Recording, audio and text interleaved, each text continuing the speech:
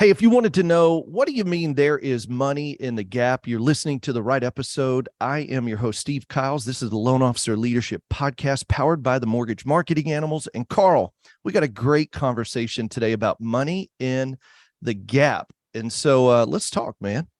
So, when you talk about money in the gap, it's the gap is where maybe some of you are looking where I was 2 years ago and where I'm at now. There's a gap, and I'm looking to fill that gap back in. Now, some of you are just getting in the business, and we've seen a lot of these stories where people just getting in the business. They've been in the business for 13 months, closing like 9 loans. I know you've got a couple of people in your branch doing that, Steve, or more than a couple. And we're seeing some remarkable numbers, but a lot of the, let's call it veterans. I don't mean Army veterans or Navy veterans or Air Force veterans. I'm talking about, veterans in the industry, are having this gap right now where they're trying to, fill back in. And I need to get back to where I was. And I was going to call this episode, you snagged this one before me. If we was going to do this on my podcast, which I'm resisting on shamelessly dropping the name of it here in your podcast. So I'm not going to do that. I'm not going to do that. Loan Officer Freedom. I'm not going to do that. But if we were doing this, I was going to call this the rich uncle. Ooh, man, that's good. Yeah. And so let me tell you where this comes from. So if you're experiencing a gap right now, it's because we haven't been doing activities to fill that gap. Right? Our boat was going along. Hey, look, guilty too, right? I'm going to raise my hands being raised here on the camera. Guilty too, that the boat was going along at 80 miles an hour and we kind of throttled down a little bit and the boat still kept moving. But after a little while, the boat will slow up a little bit and we go, holy cow, I've slowed up. Yeah. And so now we got to get back up to speed, and that takes a little bit, right? We have to spool the engines back up. It takes a little bit. So the only reason why our business is down, it's not because of the market. It's because of our marketing. It's not because of the market. It's because of our marketing. So I would ask, and I'm going to ask a hypothetical. Question to, let's call it Loan Officer Lisa or Loan Officer Larry.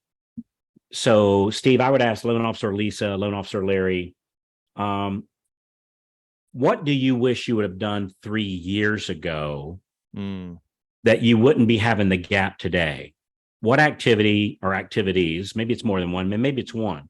What set of activities do you wish you would have done 3 years ago to prepare you for today?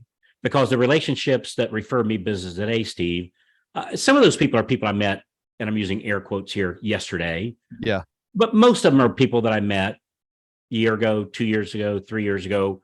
In my case, we've been doing this a long time, Steve, me and you, 15 years ago. Sure. Right.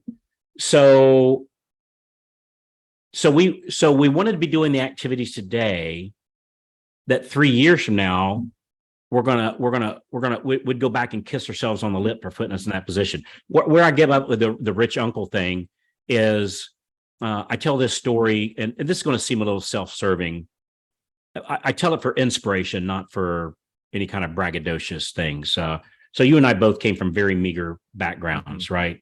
You shared with me, I think it was on the last episode of the podcast, maybe, that your family qualified when you growing up. Oh yeah. You guys qualified for food stamps. My suspicion is you didn't do it. Not saying you shouldn't have, but you didn't. Yeah. And same with my family. We definitely qualified for food stamps, and again, probably maybe we should have, right? That's what the program's there for, but we did, for whatever reason we didn't. But anyway, so growing up real poor, we always dreamed of, boy, would it be cool to have that rich uncle that, and we don't want him to die young, of course, but he and maybe it'd be our great uncle that he lived to be 103 and then he died and left us all this money.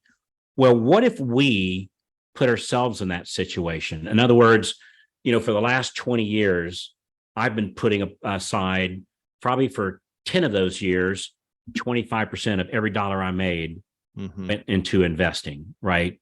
Stocks, bonds, mutual funds, properties, metals, true investments, right? In the last 10 years, it's been 50%. The last 3 or 4, it's probably been 75%. So me and Maria live off about 25% of my personal W-2 income, and we invest the other 75%. And so I could go back and kiss me on the lips for putting myself in the situation I'm in today, right? I'm very blessed. I'm very grateful, right? And trust me, there's been many people along the way helping me to do this, right? Yeah. We can do that same thing in our mortgage business, that we can situate ourselves. Look, we're going to wake up a day 3 years from today. Mm-hmm. Just like this morning, Steve, we woke up and it was 3 years in the future, 3 years ago. I know this sounds a little weird, right? But just kind of follow me, saying, all right, Carl, I feel like I'm supposed to be sitting around a campfire, passing around a little funny cigarette or something here. But this is real stuff, right? This is real stuff. That 3 years ago, we could have been having this conversation about 3 years from now. And we wake up this morning, here we are. Yeah. It's today. Yeah. And everything we did 3 years ago has led us up to this moment today to have what we have. And Steve, I know you've done very well for yourself, right? Based upon what you did 3 years ago. And, and I'm grateful. Same is true for me. And so we can be our own rich uncle, that we set ourselves up, that our future self is going to wake up one day with great success. Mm-hmm. So now let's go back to our gap. What can we do today to fill that gap, that 3 years from now, we're going to wake up and it's going to be today on that day? Mm-hmm. What do we wish what are we going to be so glad that we did to fill the gap, that now it is 3 years now, the gap has been filled, loans are pouring in. I've got a life of just wonderful excess that I use to go help others, bring other coolness to the world, just like my own favorite rich uncle would do. Yeah. And so for me, that's what I call filling the gap. How do you fill in the gap? What do you wish you would have done 3 years ago to help you today? Let's start doing that activity for our 3 years from now, future self. Yeah. That's going to be our present self that day that we wake up 3 years from now. Hey, and Carl, it's funny, as you're talking through that, I wrote 4 things down. The one of the things that I was even just thinking, it's the number one, the power of the qualified agent. How many of us missed that last year? And that was such a pivotal thing that we have really been riding this ship since, and I mean writing, like turning it around the way it should go, since about October of last year. But who would have thought that we all had so many onesie twosies agents that, listen, they know you, they like you, they trust you, you call them every week, they go to your happy hours, they go to your lunch and learns, but they only closed 4 buyer side transactions last year, and they can probably only refer you 2. That means literally you'll close 1 in 4. So you literally would have to work with that agent for 2 years to get 1 deal. And I think number 1 is understanding the power of the qualified agent and really investing that time going after the people that can give you or bring you or partner with you to bring you more business. And it's people like, and trust, and they know, like, and trust you. And we talk about it a lot. The power of just adding 1 Focus 40 qualified agent a month literally would transform your business 2 years from now. And, the second thing would be the importance of making sure that the daily success plan is a process in your team and in your personal business. Like, we don't deviate. Monday, we focus on what's Monday, Tuesday, Wednesday, Thursday. You follow the plan because the plan has proven results. Number 3 would be this, Carl, and we talk a lot about this with our Freedom Club members. They've got access to all of the structure. I followed you, having built a $1 billion branch, multi-billion. And all I was able to do was come in and follow the structure that you had laid out and structure that other members had laid out. So number 3 would be, you got to add structure, and it's typically a who, not you. Yeah. And if, 2 years ago, like, you're looking at it, say, what would transform your business? A little bit of simple structure and making sure that you're hiring the right who's, so that you're not working more hours, but you're becoming more productive, focusing on what moves the needle the most. And the 4th thing would be, none of this matters if you're not saving 25%. Man, that's it. So, dude, I'm listening. I love listening to books, right? So I used to be a reading fiend, and it changed, I don't know, about 5-10 years ago, where I just love listening. I learned so much more when I listen, right? And I go spend some time on a bicycle every morning, and I love listening to these things. My favorite thing to listen to is audiobooks. Steve's podcast. Wait, what was that? Steve's podcast. Oh, yeah. I love listening to Steve's podcast. It's just amazing. I've learned so much. I really do. I listen to your podcast. I do. It's very uplifting. It is. It's very uplifting, and it energizes me. It really does. But I love listening to these audiobooks, biographies and autobiographies of great people, right? Yeah. People achieve great things. And I'm listening to one, and I've listened to a ton of them. My all-time favorite so far was Steve Martin, Born Standing Up. Wow. Born Standing Up, name of the book. Fantastic book. A little sad sometimes, but fantastic book. The one I'm reading now is right up there with it. It's about Val Kilmer, and the title of the book is "I'm Your Huckleberry." That's an iconic line they used in Tombstone, right? Yeah. And anyway, so I'm listening to this guy, and actually he's got a reader reading his book because he's got a trach now in his throat, tracheotomy from cancer, so he can't talk without. Anyway, somebody else is reading the book for him, but it's his words. But anyway, in it just talks about the sadness of he had all this money, and it was a lot. Yeah, he owned this big ranch in New Mexico that had 6 miles. Wow. Of shoreline on a river going through the desert of New Mexico. Now, I don't know what river property is worth in New Mexico. It can't be cheap, right? Because there's not that many rivers, compared to, say, North Carolina or Florida, where you can't walk half a mile without having to walk through a river, right? Yeah. So anyway, lost it all. Wow. Lost it all. Because he didn't save it. It's endless. I'll always have it coming in. I'm a rock and roll band. I'll always have the next album, the next song.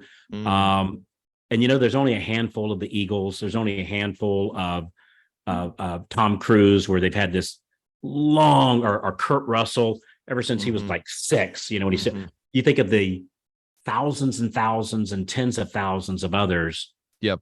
That it's most likely we're good for a song or two, right? So we're good for a season or two. We all like to think, hey, I'll be closing a couple $1 billion every year. If I look at the numbers, that's not as much as I hope it does, and as much as I work for it. And actually, I've had a long career, right? But the amount of loan officers that I see, and I'm using air quotes here, buy a Ferrari, and then 2 years later they can't afford to put the gas in that Ferrari. The list is long. Yeah. And so you got to be saving your money. You got to save that 25%. Even Val Kilmer, who made hundreds of millions of dollars. Yeah. I looked up at his net. My net worth today is higher than his. Right. Wow. And it's sad. It was sad. I think I can't remember what his actual number was. I think he's worth like 10, which still not bad money. Don't get me wrong. Yeah. But when he was a couple hundred million, hundreds, and now he's down to 4% of that or 5% of that. It's sad. It's sad. So on one, he turned $30 million into 3, lost 90% of it. Wow. It was just. Hey, well, I'll tell you, you know what, and Carl, I'm going to say this, it was really cool yesterday. I was on the phone with my mom, and, we were talking about this exact same thing. I've got a niece who's buying a car, and I got 2 nephews that are my older brother's kids. And that is what I have been working with them on. And I just said, hey, listen, if you'll start now, literally, I'm on the phone with them last night. If you start now and you're 19, 20 years old, you will be a millionaire by the time you're 40, 50 years old. I mean, hands down. And this principle, no matter what you make. Yeah. And I'll tell you, 2 of the nephews are I look at their bank account and I'm like, guys, you are killing it. Like, and they're not, they're in their early 20s, 21, 23. And so this principle, we can do all the work we want to do. We can make all the money we make, but if we're not saving the 25%, we're not setting ourselves up, and our future self will not have a life of freedom that we are planning today to live. Yeah. So how much money do we wish we would have saved 3 years ago? Yeah. Or today. That's right. It. So it's that same, rich uncle, or the great thoughts, man, or the Gap. So anyway. Yeah. Hey, love it. Well, and if you're listening today and you want to talk about the plan, I know we threw out a lot of things, the qualified agent, the DSP structure, we have all that. We would love to show you some of the things that'll help you move the needle the most and fill in the gaps. So go to freedomplanningcall.com, freedomplanningcall.com, and we'll invest 45 minutes, help you build a plan so that you can have a business that gives you a life of freedom. So freedomplanningcall.com. Thank you all for being a part of our story and our community. Yeah. And let me tell you something. Yeah. This will be the call that you'll wish you would have done 3 years ago. 100%, man. The call you do today, 3 years from now, you'll wake up, kiss yourself on the lips for getting that planning call. So freedomplanningcall.com. Hey, remember this, anything worth doing is worth doing badly. Just get started. See ya.